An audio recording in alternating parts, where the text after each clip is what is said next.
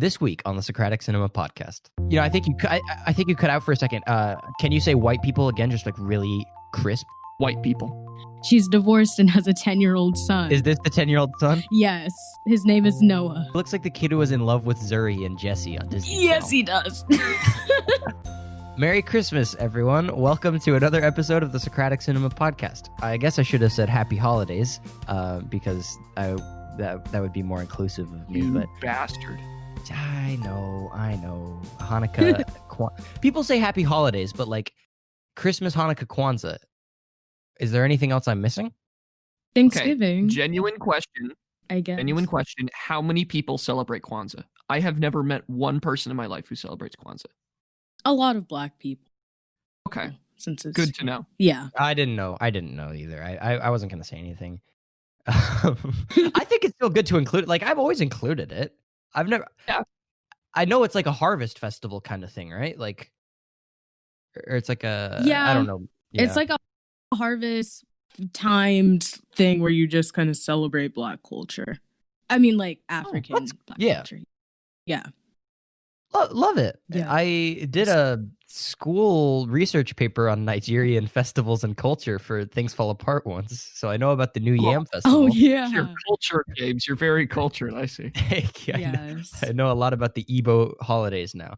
But anyways, Aside from all that, today, in celebration of the holidays, we are talking about Hallmark movies, everyone's favorite kind of holiday movie, right, guys? I have a confession to make, though. Yeah. I've never actually seen a Hallmark movie before this, so this was a good really good experience for me. What was that? Good on you. I mean, like. Oh, good on me. Yeah. But I finally watched one. But anyways, this episode actually, if you're listening like a plebeian or on the normal schedule, this episode comes out the day after Christmas. But if you're one of our super cool patrons, you're actually hearing this before Christmas. So to all the normal people listening after Christmas, tough luck. You should become a patron to get episodes early and never have to deal with this problem again. I just wanted to throw that out there because I thought that was an interesting occurrence with this episode.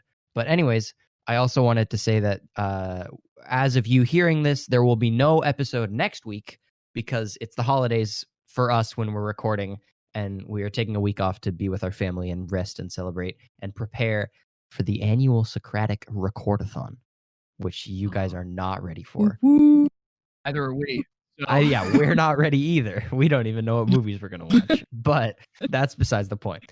Anyways, so what we've done, let me tell you about it. What we've done is we have each watched a different Hallmark movie. We have not told each other what Hallmark movie we watched.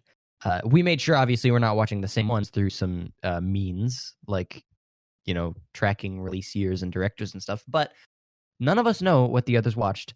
And we've all made presentations on the Hallmark movie we watched. So we're going to take turns presenting our Hallmark movies and telling you guys about them and telling each other about them. So if you want some holiday films to watch, we've got you covered. With that being said, this episode has a unique visual portion that the other episodes have not had, in that we will be presenting the slideshows in the YouTube version of this episode. So if you normally listen on Apple Podcasts or Spotify or iHeartRadio or Anchor or whatever, you might want to watch on YouTube to get that bonus context about the slides. Of course, listen however you want and write us a review on Apple Podcasts and get featured on the episodes. But yeah, I just wanted to say that it might be a good time to watch on YouTube if you want to see the slides that we made. So without further ado, our first presenter of the evening, it's 9:47 a.m., is Charlie Heatherly. Thank you, James, for that incredible intro. Thank you. Lady and gentlemen, strap in, because this is going to be an absolutely buck wild presentation. There are ups, there are downs, there's lefts and rights. And be prepared for this incredible, incredible film. Because the movie I watched was... Slide, please. Yes, sorry. 1 second. Okay. Sir. A very merry mix-up. Yeah. Yay. This is a wonderful movie. If you go to the next slide, I could tell you a little bit about it. Yes, sir. Sorry, sir. Thank you, sir. Well, what is a very merry mix-up? Thank you for asking.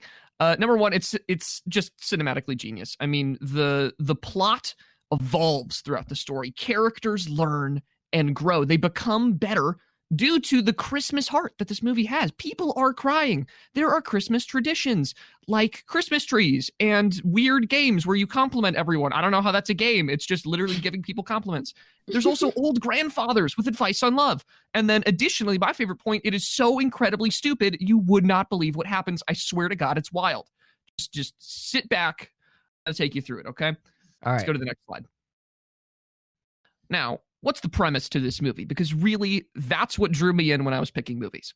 Next slide, please. Yes, sir. A woman goes to spend Christmas with her fiancé's family, but ends up at the wrong house. However, she instantly bonds with the couple who live there and becomes attracted to their son. When the mistake comes to light, she wonders whether she might be happier with her newfound friends than her partner and his relatives. What? The lady goes to the wrong house and falls in love with a different family. Oh no! Wow. This reminds me of that. Right off the gate. I know. It's a heavy hitter right out the bat. It reminds me of that one like meme where the guy there's this dude and he's like, oh, I don't have anyone to spend Thanksgiving with, and then he texts the wrong number and is like, hey, can I come over for Thanksgiving? And it's this random granny, and she's like, sure, you're welcome. And they've been having Thanksgiving together for like years now. Yes. Yep. I live for that meme. That is this movie, and I Rip do want to the say dad, that when I though. was reading it, I thought when they said she becomes attracted to their son, that it was like a 7-year-old boy and she got like weird maternal instincts with it. That's not what happens, I promise. Holy Misato Katsuragi. Yeah, no, I was terrified. I was terrified. Jeez, getting a little But- Evangelion in here. The hype is building right now. So let's talk about who the main players of Should I go to the next slide? You should. Okay. So who are the main players in this incredible movie? Next slide, please. Okay. People. All of them, just every single one of them. There's not a single person in this movie that's not white. That's not an exaggeration. That's literally the truth. You know, They're I think you cut out for a second. Can you say white people again, just like really crisp, just in case I missed it? white people. Thank you. Beautiful. All white people. That's just right. all it is. Next slide, please. Let's talk about the white people. Yeah, redhead lady. Her name is Alice. I will probably call her redhead lady throughout this because I legitimately forgot her name through the entirety of the film. She's an antique hoarder, and she's very aggressively cheery. She is trying to get everyone to be in the Christmas spirit, which is a hallmark of Hallmark movies, I feel like. And her intelligence is well, you're gonna see. It's interesting. But next slide, is this the Merry Mix-Up girl? This is the Merry Mix-Up girl. I take it her intelligence is pretty low to go to the wrong house. I mean, yeah. I mean, that is what happens. So this guy gets cheated on, which is pretty funny. His name is Will Mitchum, which is pretty important. So remember his name, Will Mitchum. He's a real estate salesman. He's very manipulative, insanely so. He will go to this girl, do something absolutely horrible to her, and then apologize 3 seconds later, and she feels all bad. It's really bad. And his intelligence is equivalent to the phrase, I closed a $200,000 deal today, let's go get shots. Because he does that 4 times in the movie. That's not an inappropriate reaction to closing a $200,000 deal. I mean... No, but I bolded it and put it in red to really get the emotion behind it. Oh, okay. I can perform it if you want. Yeah. He's a Okay, tool. Cool. He kind of looks like bootleg Sebastian Stan. I also really like how his picture I like how his picture kind of bleeds over the end of the slide. I think that's a good touch. Well, all of them do. Don't worry. Okay. It gets worse. And this is the homewrecker. So this is the guy that she falls in love with. His name is Matt Mitchum. So remember his name. His occupation is making things. Literally just a bunch of things. He just makes an tons inventor? of things. No, just a crafter. An artisan. A crafter. Yeah, an artisan. And he's like a Reddit white knight nice guy. That's just what he is. He's just nice in every single way. And his intelligence is enough to steal your girl because he certainly does that to Will Mitchum. Oh. Wait, so he's another Mitchum? Are they brothers? You'll see. You'll see. I'm worried. That's why I included a plot summary. That's why the Levi Mikasa action. They're both Mitchums. I can't ignore this. Both Mitchums. Let's get into the next slide. Here's a plot rundown. Now, this plot rundown is beefy just because this movie has an absolutely great plot. I promise I'll go through it fairly quickly. All right. Next slide. All right, let me set the scene. We open up on Alice's antique shop. It's the shop of her dead father's, and she mentions it 7 times in the movie. She mentions that this is my dead father's shop. With the phrase dead father. I don't know why she does that 7 times, but she does it. And as you can see, right to the left, that weird phrasing, right to the left of both of them, you see this weird little like cathedral clockish piece. Is that his urn? Well, you'll see. Basically, Will's coming in and he's like, Alice, there's this developer guy that wants to buy this entire block because they're in, some major city and, turn it into like a parking lot or something. And he wants to, and he wants you to sell the property. And she's like, no, I can't. It's my dead father's. And then she proceeds to drone on about this special clock. It tells the story of a lady who was in love with a clockmaker, but was marrying this other guy who was not the clockmaker. And the clockmaker gave the lady a clock, and it stops right before the wedding, which causes her to run off and marry that guy instead. I want you all to remember that story. Is this some foreshadowing? This is some foreshadowing. I can feel it. The clock stops right before something, and she runs off and marries the other guy instead. So I'm noticing, similarly to mine, there's a lot of very forced in Chekhov's gun kind of, like, very heavily forced plot devices. Well, this one is even more forced, and you'll see why. But we cut to the nighttime. So that night, Will proposes to Alice at dinner. So this is where we get the fiance bit of it. And he does it really, really badly. They're at this like super fancy restaurant. She's eating a tofu dish that he recommended, which is really bad form, guys. And then he gets the waiter to bring in her ring on like a plate with carrots on it. And I don't know why she brought, I don't know. She's a carrot top, I guess. I don't know. But brings in the plate with the carrots. He gets some random guy to start recording it. And he says, ladies and gentlemen, can I have your attention? Not even making it an intimate moment, which is already a red flag, number one. In her response, she takes literally 20 seconds to respond. She's like, I don't know what to say. And it's like, it's yes or no. It's a yes or no answer, Alice, you idiot. But she takes this long and she says, okay, I guess, sure, I'll marry you, whatever. Right. And then later that night, or actually the next day, he decides that they should go to his parents' house for Christmas. Pretty normal couple thing. Right. I don't think that's too crazy. I don't think he screwed it up yet. No. She's like, I bet. But the problem is he gets a real estate call right at that moment and says, you go ahead to my parents' house. Here's the address in your phone. I'm gonna go out and I'm gonna try and close this $200,000 deal and then get shots. I would like to point out that A Very Merry Mix-Up premieres Sunday, November 10th at 8/7 Central. Just wanted to point that Some of the pictures are pretty good that I have here. So Alice, she goes on the flight, she gets off the flight, and now she's meeting up with Matt at the airport. The way that they meet is that she overhears him saying that he made something. She doesn't even know what, that he just made something and it took 6 months to do so, and her ovaries burst at that moment. Like, it is crazy. The amount of estrogen that you see just dripping off of her eyeballs as she's watching just this guy talk about how he made something for 6 months. It is phenomenal. So they sit down, right? I don't know what they're doing. I think they're waiting for another flight or something.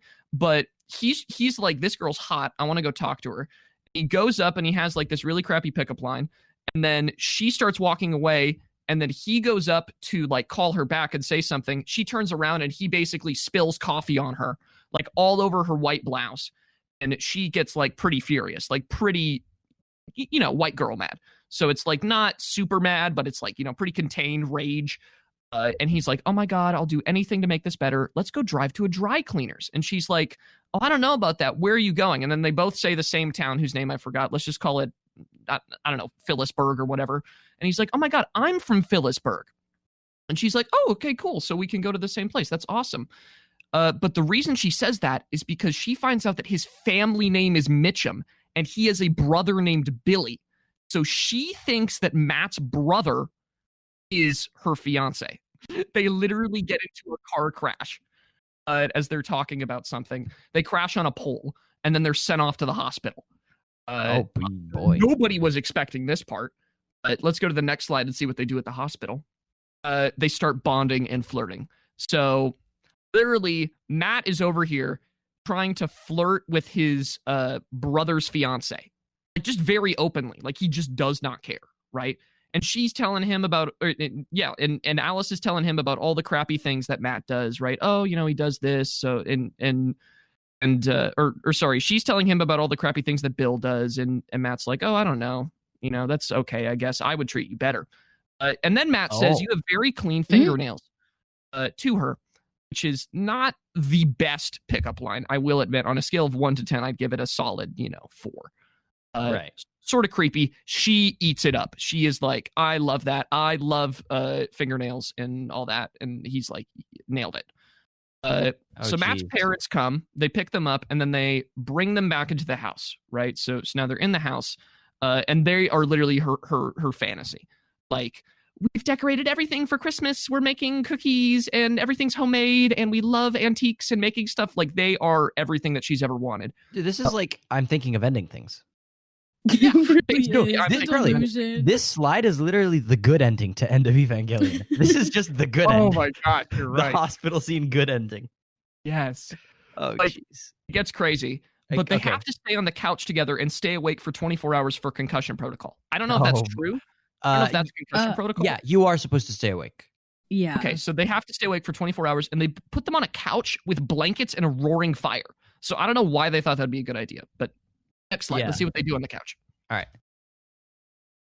There's so much flirting on this concussion couch, guys. They make cookies. They throw flour on each other, and they cuddle just a tiny bit.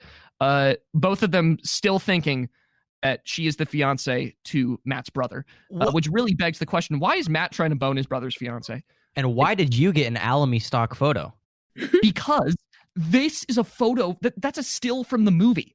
They turned into a stock photo. Alamy claimed it? Alamy claimed it as a stock photo. Listen, man. I put it there because it's so basic. So they made cookies from the couch? No, they went on a mission. Just on the couch? In the dark. To make cookies instead of just like eating some. And they're like throwing flour on each other and they're like cuddling and like, you're so funny. The mom comes down and is like, will you two shut the hell up, please? It's 2 a.m. It's 2 a.m. Yeah. Oh shoot! I forgot to start the stopwatch, guys. We'll just wing it. It's fine. Just wing it. So yeah, basically they're in love at this point. Right. Slide. Okay. So Billy Mitchum, the actual brother of Matt, so this is the real Billy Mitchum, shows up and is basically like, hey guys, and then Alice is like, you're not Will, and he's like, I'm Billy. She's like, you're not Will, and he's like, I'm Billy. She's like, you're not Will, and he's like, yeah, for the 3rd time, I'm Billy. Like, how thick are you? So she gets like super embarrassed and actually starts like weeping, just crying in front of this family. Fair enough. And she's like, I have to call Will. And Will eventually comes. He was doing some real estate deal. And he's like progressing the plot of him trying to like get Alice to sell her place. And he's being very scummy. And he shows up and he actually offers to pay the family for Alice's stay. He's like, look, if she caused you any trouble, I'm sorry, guys. And he pulls out like 320s and he's like, will this cover it? It's like 320s. Douchebaggy. Very douchebaggy. Room and board. Like literally gross. And he says like, oh my gosh, I can't believe you went to the wrong family's house. Why do you think I would ever live here? And it's like, you're a jerk, dude. You're horrible. Wow.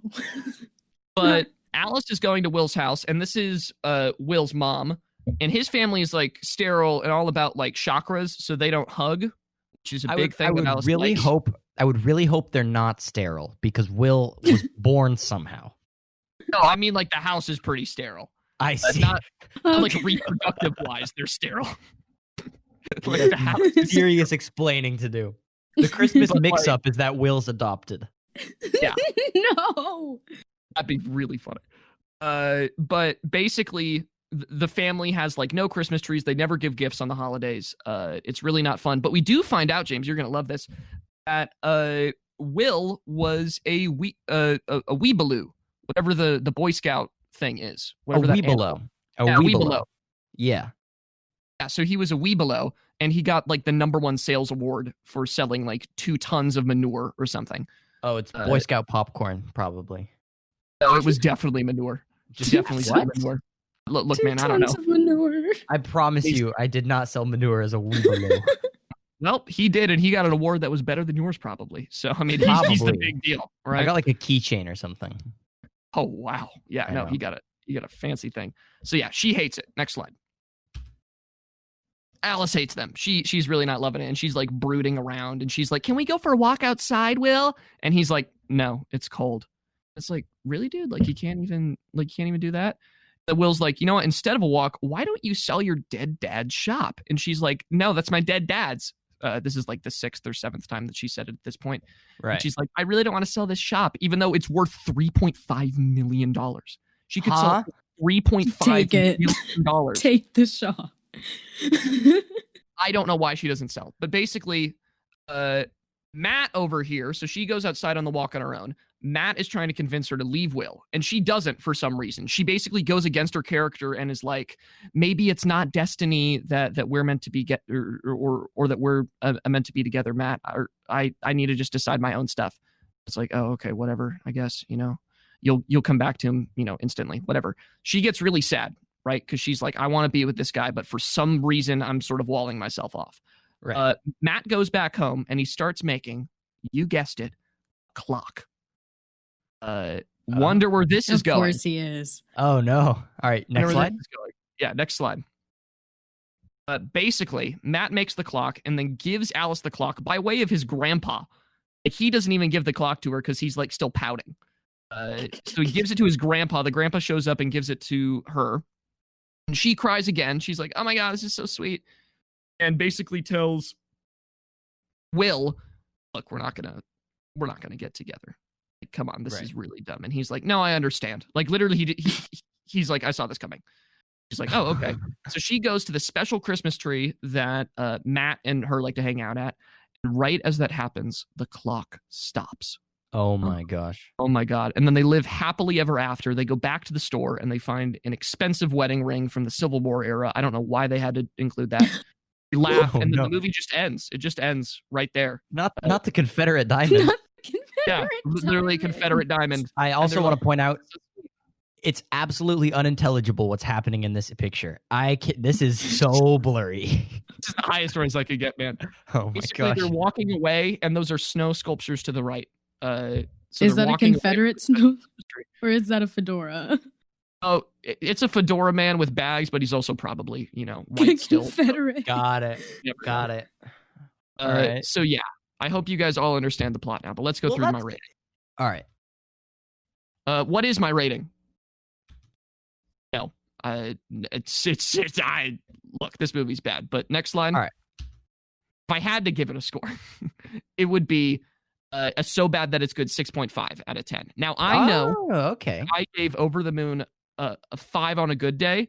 I would 100% watch this movie again just because of how insane it is. See, okay, yeah, I feel that. I totally get this. All right, like I can't give it a 7, otherwise I would be like destroying my integrity as a critic.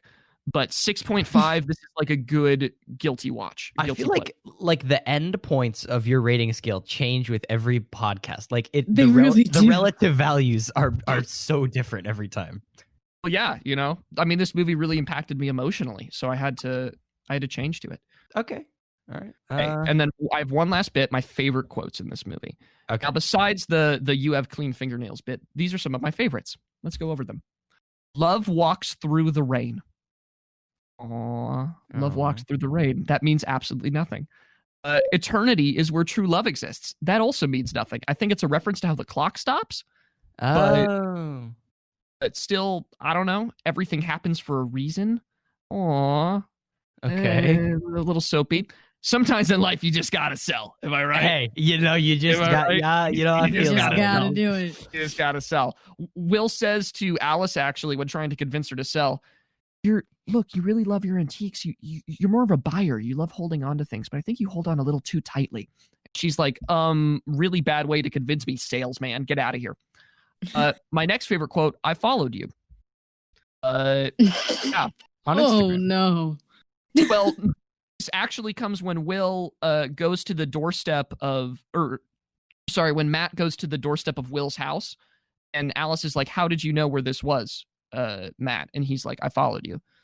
But then he says, sorry, that was just a joke. I actually looked over the 2 other Mitchums in the county. I looked in their houses. And when the cop pulled me over because he thought I was trying to burglarize, I just told them that I was looking for my true love. Oh. I was like, wow. No, and then finally, that's to end it not off, cute. you are my destiny. So very adorable. Aww. Okay, that's good. That's the end of my review. Next slide is a thank you. So thank you guys for sitting back. If you have any questions, please ask them. But that is my comprehensive review of a merry, very merry mix-up. Well, that was very nice. How long was the movie? An hour and 20 minutes. Oh, that's shorter than mine, and I feel like you have absolutely blown my slides out of the water. My slides are so chumpy compared to this. Well, you saw the turns that this plot took. I had to give some reason to it. Yeah, mine has turns. I just did a really bad job at explaining it, so I'm gonna have to fill in a lot of holes. I have a feeling. That's fine. Yikes. Well, You have no questions? I mean, I'm done. Kasey, do you have any questions? I'm kind of like dumbfounded. Kasey has vanished. Sorry. Okay, I'm back. I was having technical difficulties. Kasey's like having nuclear meltdown on her end. She's gone again. She's gone again. If I might explain one thing that might be confusing to some people, why didn't she go to the right house? Like, why didn't she know that the address was wrong? It's because the coffee spilled on her phone that had the address in it. I see. Oh. Got it. Very convenient. I'm glad that, I'll give points for the clock thing coming back a little contrived, a little forced, but, it points for trying, right? So Totally. I'll give it some points there. I think that this seems like a very solid setup. I'm surprised at how different it is from mine, actually. There's a lot of similarities, but they're different enough where that I believe that Hallmark knows how to make more than one movie. Interesting. Because your lead woman is sort of like the opposite of my lead woman. Yeah. Kasey, what do you think? Because you're presenting next also, Kasey, so get ready. Yes, I am ready. Are you ready? Do you want to go for it, or do you have any closing words to say on Very Merry Mix-Up?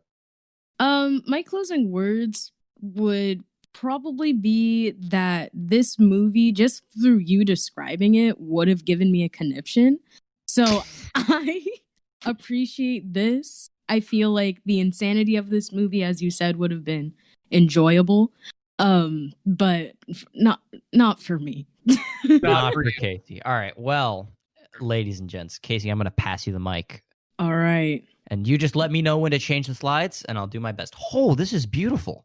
Thank you. Right? Oh my gosh. All right, take it away, Case. All right. So my movie is, drumroll please, released year 2020.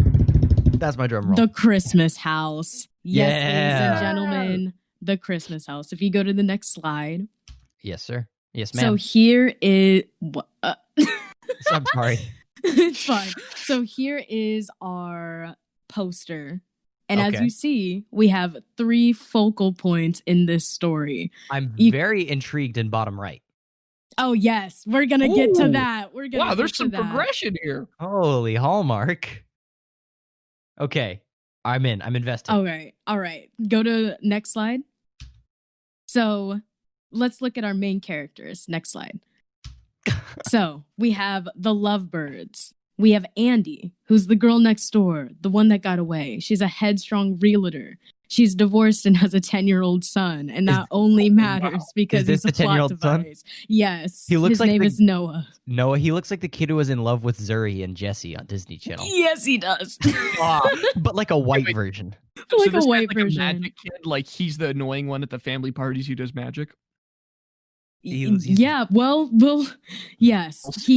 His main function is to learn magic from our main guy Mike to bring. Yes, we have Mike Mitchell, not Mike Mitchum. How did you sleuth out that he's a magician? I don't. Oh, we'll get there. Wait. Oh, he's holding a magic wand. It's holding a magic wand. Okay, little handsome devil. All right.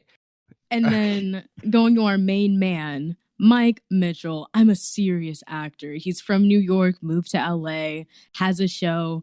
And when I say that the opening to this movie, which is just like a clip from his show, is the most jarring upsetting opening that I have ever seen in my life. Like, it is upsetting to say the least. So explain it. What happens? it's like a clip of his, it's like this whole like a court scene, because he's on this show called Handsome Justice, where his name, I don't even remember his name, but his last name is Handsome. And so it's like this whole setup, like it's supposed to be like Law and Order, but like the defendant is like, oh, well, you have no evidence that your client's being framed. And he's like, yes, I don't, until we went through your office. And they bring in like 2 rollers full of like boxes of information labeled A through XYZ. Oh my gosh. And then the girl like runs after and is like, wow, thank you so much for proving my innocence. I will be home for Christmas. And then she just goes off stage. And then Handsome Justice here looks at the camera and is like, and you, sir, you're out of order. And then it like, and that's the first 3 minutes. And I thought I was going to cry. I thought it was just going to be a whole movie of that. And I couldn't stand it. I kind of wish it was. Yeah, no, honestly, it's weird. He's called Handsome Justice. He looks like Mike Gronkowski and Tom Brady had like a really bad love child. He's not bad looking. He's not bad looking. He looks like a brick with a face. You're one to talk. He's not bad looking. Oh my God. James just called you ugly. Keep it going, Kasey. But anyways, so he's charismatic, but he does have an ego. We see him like coming off of a plane, saying lines from his show to try to get like his bag, like kind of, because I guess his luggage got lost, and that only sets up a scene of him wearing his like high school clothes to embarrass him in front of Andy. And their whole like squabble in the beginning is that Andy thinks that he's like uppity because he's from LA and he left, and he's like a serious LA actor who only drinks kombucha and like is all about chakras and stones. Okay. But they had a history, you know, like they went to high school together. As I said, she's the one that got away. And then he sadly falls into the trap of becoming a father figure to his crush's son. My man got locked down bad. He got locked down. He worked backwards. He said, I'm going to start from the bottom up. Man is paying child support and ain't even married. Or I guess that's typically how it works, actually. Never mind. Yeah, that's exactly. I mean, you know, he ain't even in the picture, you know? Like, he's not... never mind. Next slide. And then we have our lovely parents. So they're both retired, but sadly, they're going through a rough patch. And we'll get to that later. But they're both super passionate about the Christmas house. And that is literally their only like driving force, apart from their like being on the brink of divorce. All right, next. Are we going to learn what the Christmas house is? Yes, we are going to learn what the Christmas house is. So here we go. Ladies and gentlemen, the brother and the husband, Brandon and Jake, unproblematic faves. Brandon is a baker. Yes. You know. Yeah. They do disappear for the last 30-ish minutes of the movie, but it's okay. No. And Brandon and Jake are the first gay couple highlighted in a Hallmark movie ever. Dang. Okay. Wow. Ever. 2020. Yes. Yeah. Wow. Kind of rude for you to mush them both into one slide. You couldn't they're not enough of characters to give them their own slides, Kasey? They didn't have any other I'm just messing pictures of them. You really said they're one. They are one. But wait, go back. Oh, sorry. Needed to... wrong way. Okay. And also, Brandon and Mike have a pretty adorable relationship. I'll give them points for that. And yes, ladies and gentlemen, for those of you that recognize him, Brandon is the love interest from Mean Girls. All right, down to the conflict breakdown. So oh my God. Wait, so Mike is the lead dude? Mike is the lead dude. Oh, Brandon and Mike are like bros? That's great. They're brothers. Oh, that brother and the husband. Got it. Okay. I'm on the same page as you now. Okay. Next slide. Next slide. Conflict breakdown. Next slide. We got a lot. All right. So here's the plot synopsis. It's As Christmas rapidly approaching, a family reunites to spark a decades-old tradition of decorating the infamous Christmas house. Old flames are rekindled, and some seem close to dying out. So Holy the Christmas drama. house, yes, it's intense. So the Christmas house essentially is their family home that Mike and Brandon had grown up in, and it had been like a decades-old tradition, but they hadn't done it for 20 years since the boys had like moved out and had their careers and all that. So the main tagline of this movie is that there are 3 stories. So we have Mike and Andy, we have Brandon and Jake, and then we have the parents. So Mike and Andy are the perfect example of wrong place, wrong time. Mike feels abandoned by Andy because of this whole backwards, like, miscommunication at a high school, like, party where he was trying to give her, like, a necklace, but because his magic sucked, like, she, like, from his perspective, she like walked away from him, but from her perspective, she had tried to kiss him and he had like turned away to like mess with this magic box. Wow. So it's just a lot. Yeah, it's really a lot. That's so and then unfortunate. Andy didn't feel like Mike was invested in like he was invested in everything but her. Like he was invested in his career. That's why he left, and he was invested in magic. And their whole thing is that Mike was a magician and Andy was his like assistant. And they live like next door to each other. Like definitely major feels. Oh, that's so cute. It is. Too bad the miscommunication ruined everything. Wait, but do the they whole not get together? No, they don't get together in high school, but the whole thing with their storyline is like, ooh, a second first chance. I got it. Okay, wait. How long has it been since high school? 20 years. And they're still on this high school? You're joking. Yeah, I mean, Andy's divorced with a child, and that's like the first thing that the mom brings up. It's like, oh, Andy's back. You know, after the divorce, she's been living with her mother. That's what happens when you don't resolve your high school baggage, folks.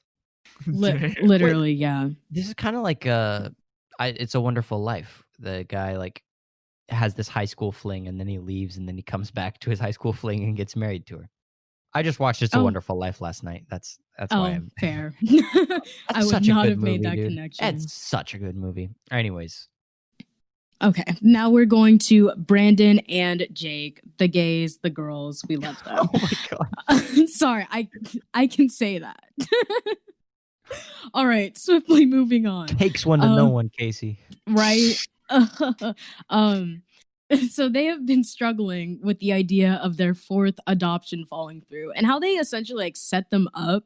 You definitely think that it's going to be like, I think it was The Holiday, where it's like, I'm still in the closet with my family, but we've been having this like really open gay relationship, but they did it. And I was like, yes, thank you. And really they're like trying to keep the adoption process a secret from the family, and that causes tension. Why? Like this whole thing, because they're like, we don't want to get people's hopes up. Oh, okay, yada, yada, yada, which is like fair, but Mike's literally going, like, he goes insane because he's like, everyone's hiding everything. But, you know, going on to plot C, the parents. So the mom is newly retired and she is struggling. She was a principal, I think. So she's like constantly just like depressed the entire movie. And she is like dead set on starting the process of separation with the father for like such a half-developed reason, because like I guess he had been retired for longer than her. And so she's like, we're at different stages of life now. Like you went in your retiredness and got a life while I was doing my work stuff, and now that I'm retired, you already have a life and I feel left behind. What? And I'm going and like, yeah, and that's why they're like selling the Christmas house, because they're like, I just need like a new start. And even like brings up like, yeah, when we sell the house, we're gonna be moving into separate properties, but we'll get to how that. Yeah. And then they're on the brink of divorce or separation. All right, next slide. Okay. So here's all of that just broken down, and whether or not it gets solved I like it. Nice. So we bring back the Christmas house after 20 years. So they had to set up like a month's worth of work in 2 weeks. They do it easily. They do blow out the electricity, and that's a problem for like maybe 5 minutes. But, you know, Jake comes, he saves the day. He does what he needs to do. And Let's go, Jake. Go Jake. So Jake, and I don't know why I said and husband. Brandon's really the main character. Like Jake and Brandon are waiting for their adoption to go through. It's solved. Their adoption goes through, and then they drop off the face of the planet for the last 30 minutes of the movie until we see them with their kid. Oh, you hate to see and it. that was like, all right, we really do. And then the parents are selling the house, but the gag is, you know how I said Andy was a realtor? Oh, no. So they're selling it through Andy, and Andy reveals it, and everyone's like, huh? And it's amazing. And then she's like constantly, there's like this whole side plot where there's like the magician side plot, right? And then they go to this magic store, and the owner of the magic store is like, oh yes, I want to buy the house. And he's like a discount Jack Black. And he's like, yeah, it's super, super weird and unnecessary, but it's just literally to put time pressure on the parents to sell the house. Sure. And it's literally solved in like 2 scenes where it's like time pressure, time pressure, time pressure. The mom being like, I know, the dad being like, I'm putting the house on the market. And the mom being like, you impressed me back there. And then like the guy just he vanishes. You know. Oh, the magic guy vanishes? Yeah. Okay. Oh. But Mike buys the house? Yes. So Mike buys the house. I don't understand why he didn't just offer that in the first place. But yes, he buys the house so he can stay in the family. Oh. And then the main problem, also, Mike's just having all these problems. Poor Mike. His show. Oh, Kasey. Hold on. Kasey, you entered the glitchiverse for a second. Glitchverse.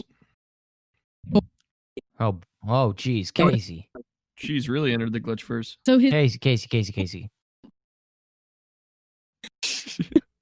Kasey, stop, breathe. Breathing is just. Am I good? Bites. Oh, you're getting better. Stop, breathe. In through your nose. Out through your mouth. Okay, am I back? Better? You are. Start from Handsome Justice Gets Canceled. Okay. So Mike's show, Handsome Justice, gets canceled. But wait, no, it doesn't. But this is like a F plot. This is literally okay, got it. To create tension of like, oh, he's going to a business meeting and he's going to try to fight for his show, but mid-business meeting, he's like, nah, listen, I got to get to my girlfriend's son's performance. I can't do this right now. And he just leaves. And that has no effect on him at all. Because the show, actually, instead of filming in LA, they change it to film in New York. So literally none of it mattered. Oh. Well. Yeah. And so he go. doesn't even have to leave his girlfriend. Oh, good. Nice. Yeah. And then Noah, the son, wants to learn magic, wants to carry on the magnificent Mike and awesome Andy legacy. The Magic Mike? No. No. No, that would have been interesting. He literally is a Magic Mike. Yes. And he goes by Noah the Nimble. Oh no. It's so bad. But it gets solved. Jeez. And Mike teaches him so he can perform at the Christmas house.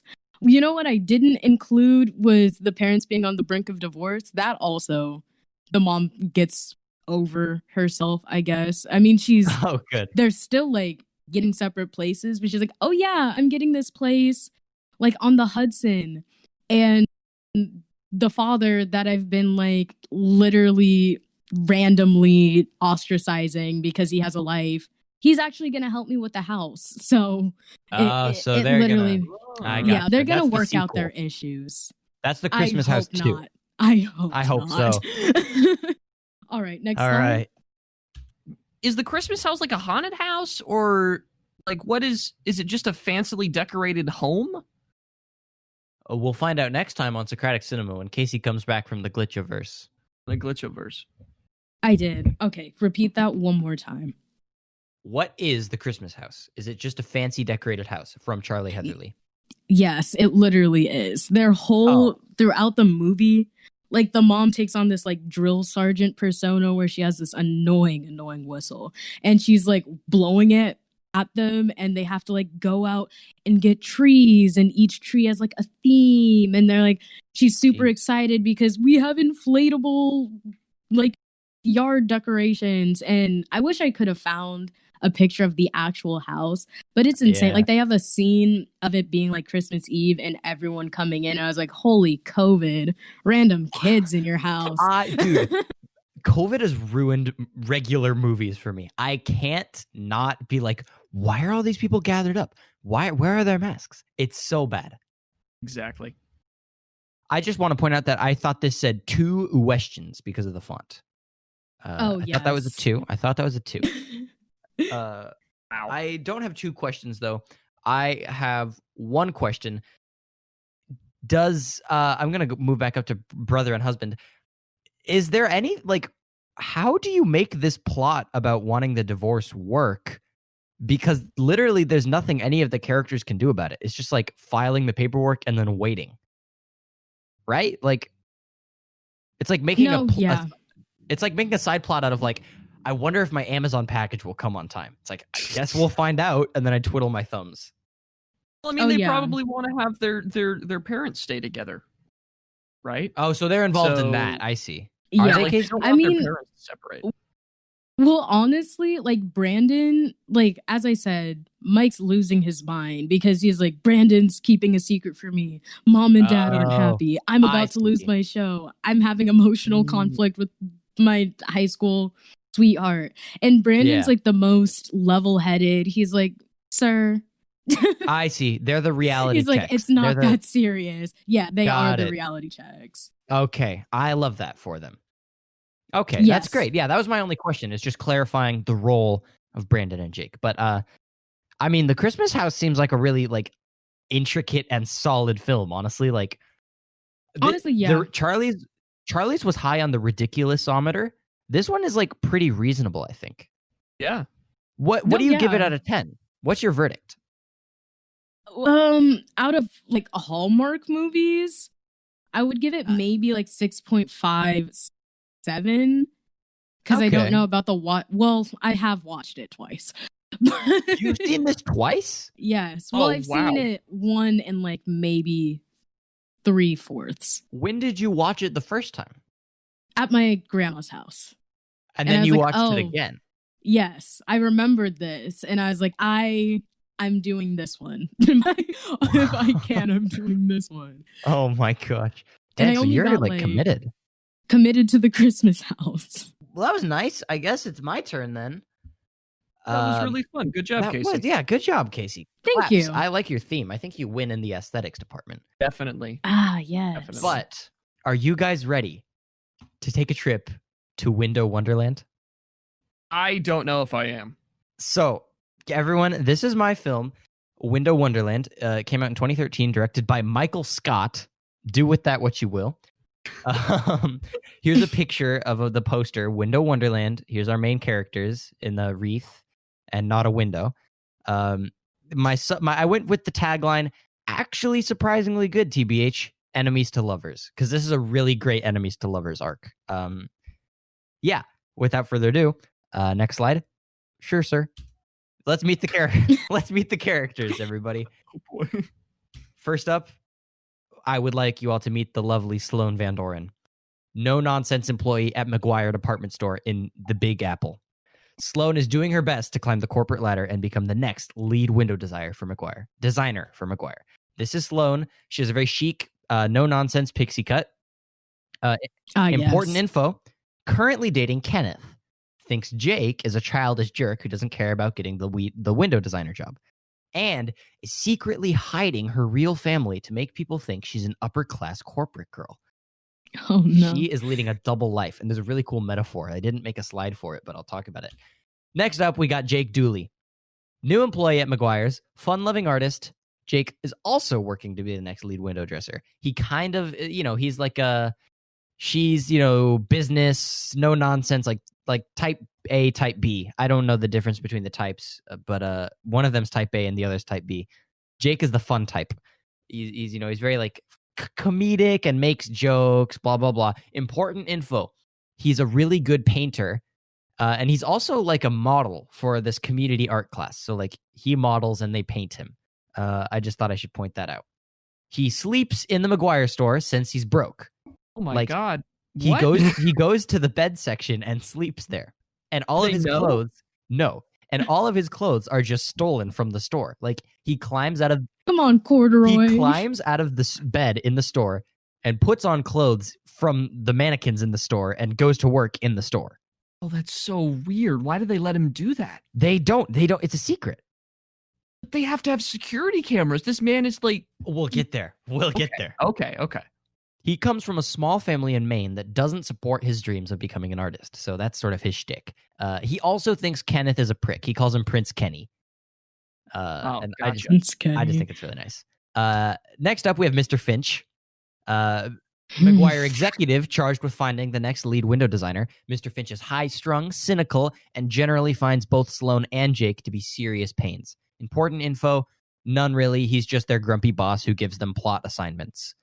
This movie is very formulaic. It has an interesting plot structure that I'll talk about later. I didn't write about it, but I'll talk about it. We got Kenneth Carlisle. This is the creepiest man I've ever seen. I think I'm going to enlarge his picture just so you guys can see. This man looks like Jared Leto.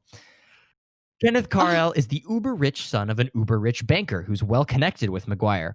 He also happens to be Sloane's boyfriend at the start of the movie, though he's a condescending prick who doesn't really believe in Sloane's skills as a window designer and would rather rely on his dad's connections to get her the job. So his whole thing is like, Sloane, let me call daddy and have him let me have him talk to old man McGuire and I'll get you the job and I'll get that jerk Jake fired.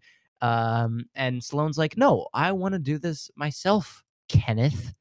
And he's also, important info about Kenneth.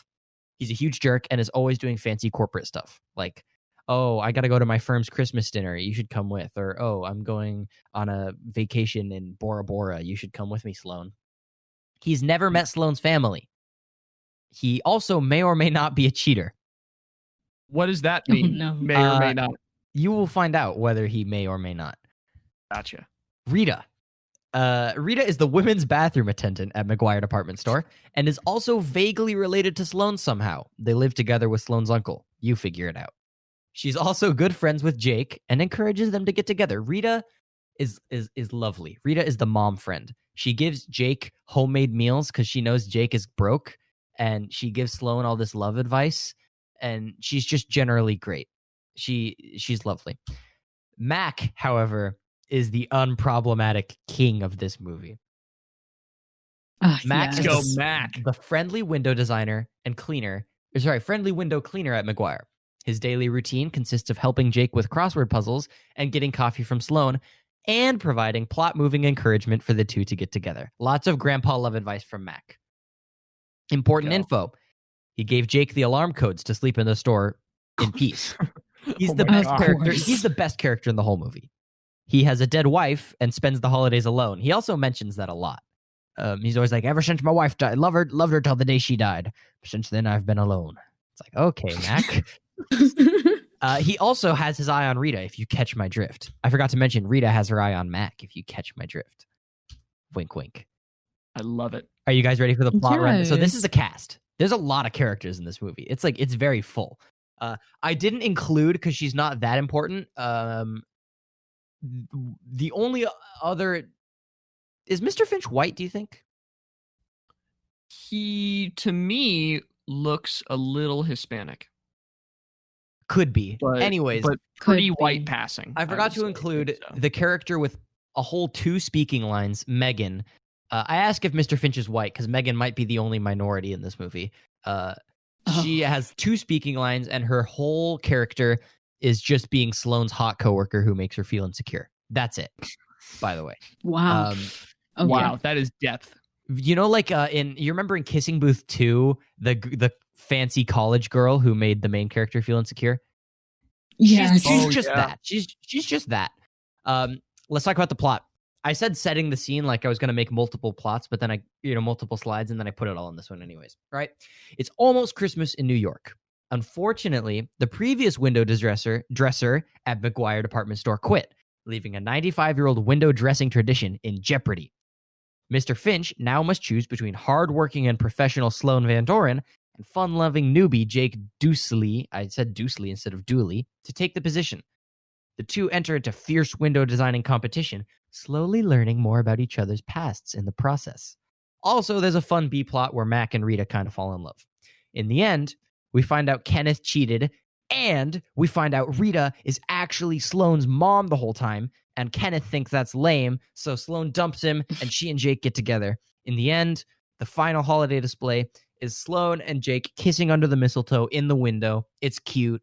Also, they get arrested at one point, and Mac busts them out of jail because Mac was short for McGuire the entire time. What? And he's a millionaire who owns the store. Oh, wow. Oh my God. There's a lot of stuff I left out here. So basically, the whole rising action is Sloane having a rocky relationship with Kenneth while also hating Jake because Jake hardly even tries and always has a better window.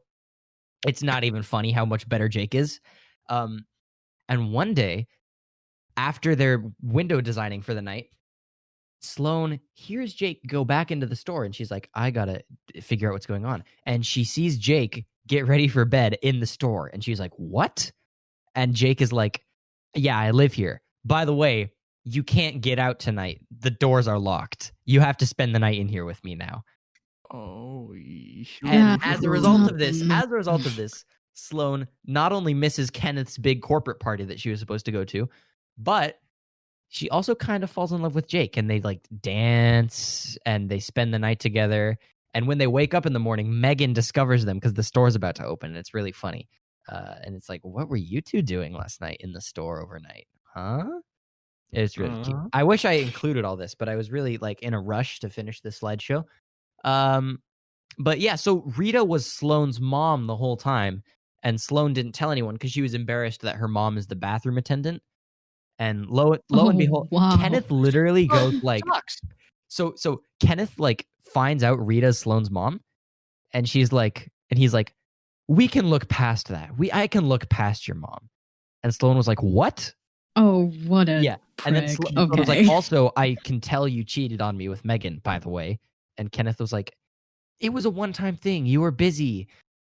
And she was like, no, I'm going to go get with my artist BF Jake. And it's really cute. As she should.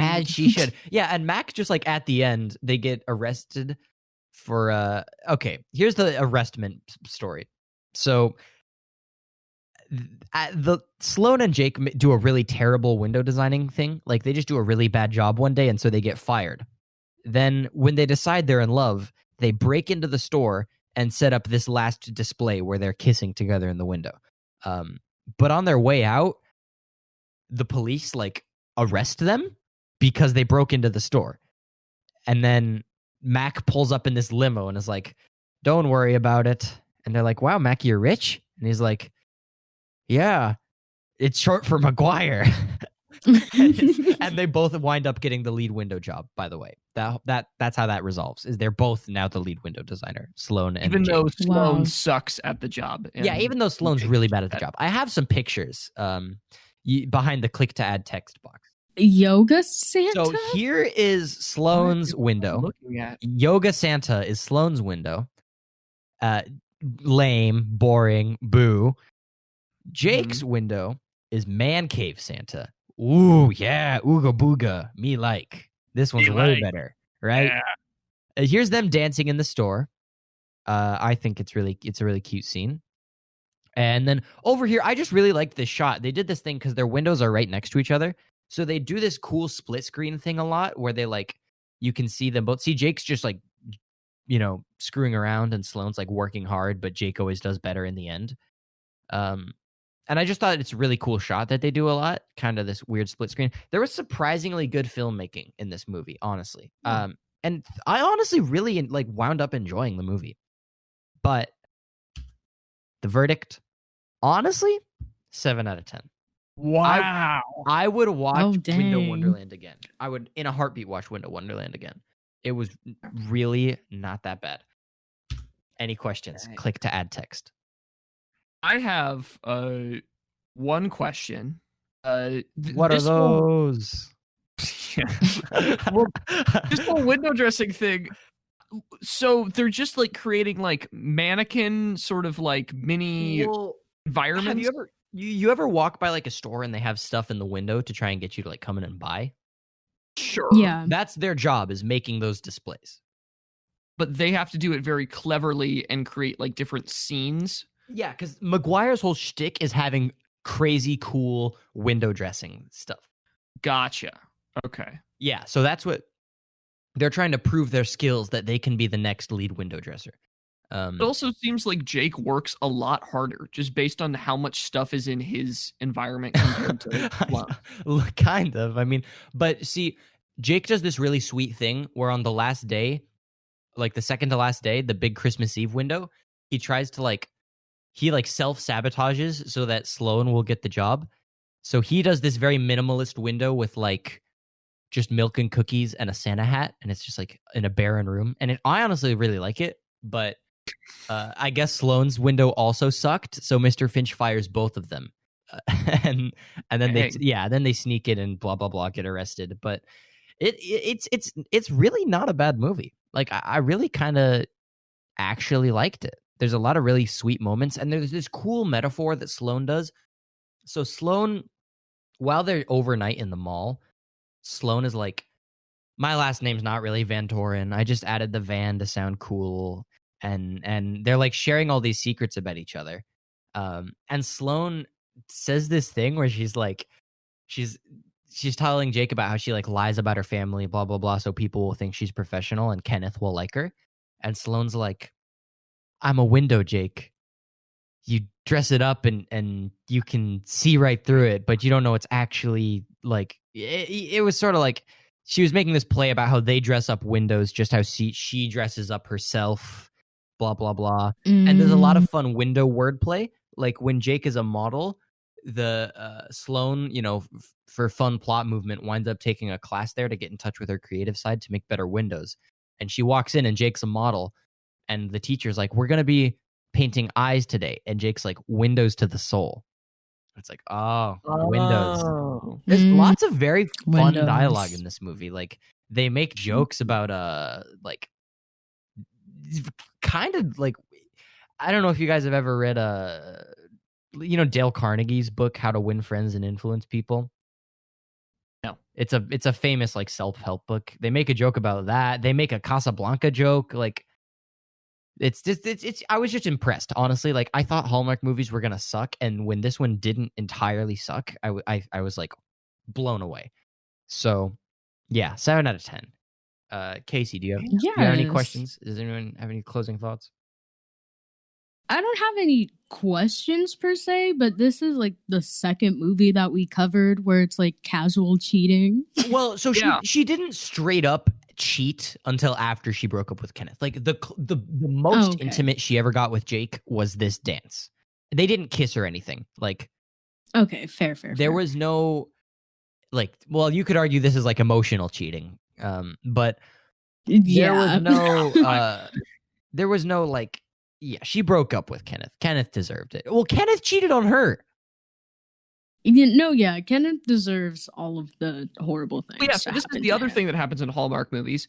There is like the douchebag rich guy who is cheating on everyone and being very manipulative and is like just horrible at being a person. So then the other person in the relationship is like this, super, nice and kind, heart of gold type person, even if they, have some flaws. But then they go and counter cheat on the love that they're finding with somebody else. I know. Kasey's is the only one that kind of broke formula a little bit. Like Charlie and mine, they're like similar but opposite almost. Yeah. Totally. Yeah. I think mine is probably the closest to a formulaic Hallmark, like business-oriented woman reconnects with the Christmas spirit through her fun-loving, through this hunky, fun-loving guy who's going to teach her the true meaning of Christmas. That's how it always goes. Or so I've heard. But that, my friends, is Window Wonderland. And this was really fun. Yes. I think we all picked some winners, honestly. Sure. Yes. These were all stellar. I'm going to stop my live stream now because the slides are done, which means that we're done pretty much, unless you guys want to talk about Hallmark. I mean, what is there? Wait, Kasey, yours was a 2020 Hallmark movie, right? Yes. So you're on the cutting edge. Mine was 7 years old. Oh, wow. Here, yeah, 2013 Yeah. as well. 2013. Sheesh. Are you going to be keeping your Hallmark subscription for next year, Kasey? We'll never know. We'll find out in part 2. Glitchiverse strikes back. Charlie, are you going to be watching any more Hallmark movies? Has Holiday Mix Up won you over? You know what? I think that Hallmark movies sort of have this really nice cheesiness to them. Yeah. That adds a little bit of a fun element to Christmas. Like, I don't need to watch, these old, very, heartfelt, emotional Christmas movies, or, go all the way on the other end of the spectrum and watch something like Die Hard, which is about action and like completely going past all these Christmas traditions. Yeah. If I want something right in the middle that combines the best of both worlds, where we get, maybe some more subversive stuff with all these weird romantic cheating relationships, but then also we have the Christmas traditions, I think Hallmark is the place to go. Honestly, I would be fine watching more. I was pleasantly surprised at the quality of Window Wonderland for sure. And I got it on an Amazon free trial. So, maybe next year I might have to purchase a Hallmark subscription and watch some Hallmark. I had to pay $7 for a Very Merry Mix-Up. You did? Yeah. It was Only Sorry, available on Amazon Prime. So now I permanently own a Very Merry Mix-Up. And you are a better man for it. I'm a better man for it. I've learned. Jeez. Kasey, did you have to pay to see yours? No, I did not. Okay. Well, that's good.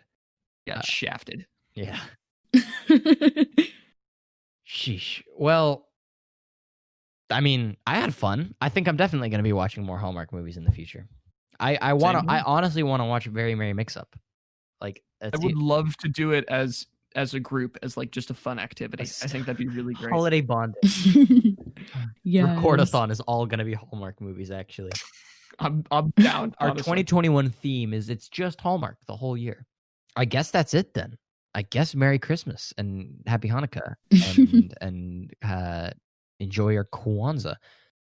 But yeah, with all that being said, thank you all once again for joining us for our last Christmas episode of Socratic Cinema. After this, we go back into ordinary time and do some, non-Christmas stuff. But we hope you all thoroughly enjoyed our Hallmark roulette, and maybe you're convinced to watch one of these Hallmark movies now. Maybe that'd be pretty cool. But anyways, if you've been watching on YouTube and enjoying the slides, drop a comment. Which one was your favorite? What's your favorite Hallmark movie? Let us know. Thumbs up, subscribe, of course. If you're listening on Apple Podcasts, feel free to write us a review and have your review read out on the show. If you feel like supporting the podcast at all, check out our Patreon and consider becoming a patron. It starts as low as $1 a month, and you get lots of cool rewards. And you would have been able to hear this episode before Christmas if you were a patron. So, a little retroactive, but whatever.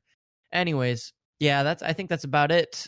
Guys, enjoy your week off of Socratic Cinema. We'll miss you a lot, and we'll be so sad without you, but we need to recharge, and you should recharge too. So enjoy your holidays. Whatever it is you celebrate, spend time with family safely. COVID is real. Pray to Pfizer Claus to get your vaccines. And I think that's about it. So Feliz Navidad, and we will see you in 2 weeks, everyone. We've been Socratic Cinema. Feliz Navidad. You're horrible. Why every time, James? It's the same Adios. thing every Hasta time. luego.